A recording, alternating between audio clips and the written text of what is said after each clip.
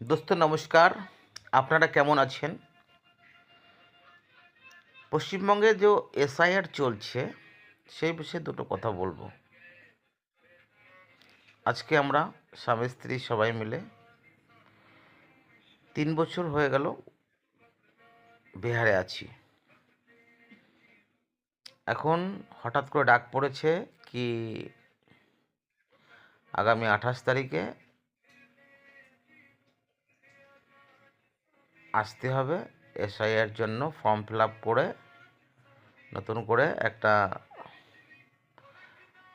Check out করতে হবে। এখন প্রশ্ন হলো এই,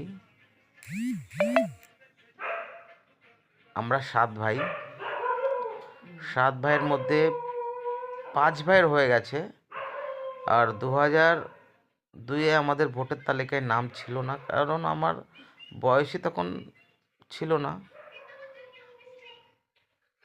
তখন ভোট 2002-এ হতে পারেনি।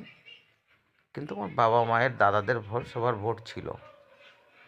তোমার প্রশ্ন হলো কি বিএলও সাহেব আমার ভোটটা কেন তুলতে পারছে না, কি কারণ? আমার দাদাদের সম্পর্কে যদি ওরা চেক করে, কি করে করবে? কি আমি ওর ভাই, ভোটার লিস্ট দেখেই করবে। এখন 28 তারিখে আমাদের টিকিট কেটে আমাদের দুইজনের মধ্যে, স্বামী স্ত্রীর মধ্যে একজনকে বাড়িতে যেতে হবে। তো বিওলে সাহেবের সঙ্গে কথা বললাম কি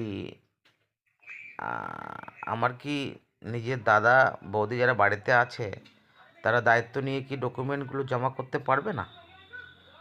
তো বিওলে সাহেব বললেন না, আপনার আসতে হবে, নাহলে আপনার স্ত্রী আসতে হবে।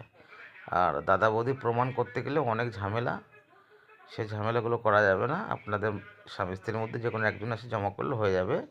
এবং স্ত্রী যদি জমা করে তাহলে কোনো এমন একটা প্রমাণ দেখাতে হবে কি আমার নামের পিছনে আমার স্ত্রীর নাম আছে। সেই ডকুমেন্টটা আমার স্ত্রী প্রমাণ করে বা আমার স্ত্রী সে করে দেখালে তাহলে হবে। মানে কি বিশাল বড় একটা হ্যাপা বলুন তো।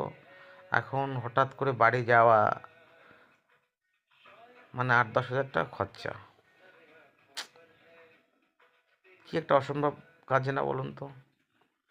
এখন বন্ধুরা আপনারা বলুন, কি বলি এই সরকারকে আমি?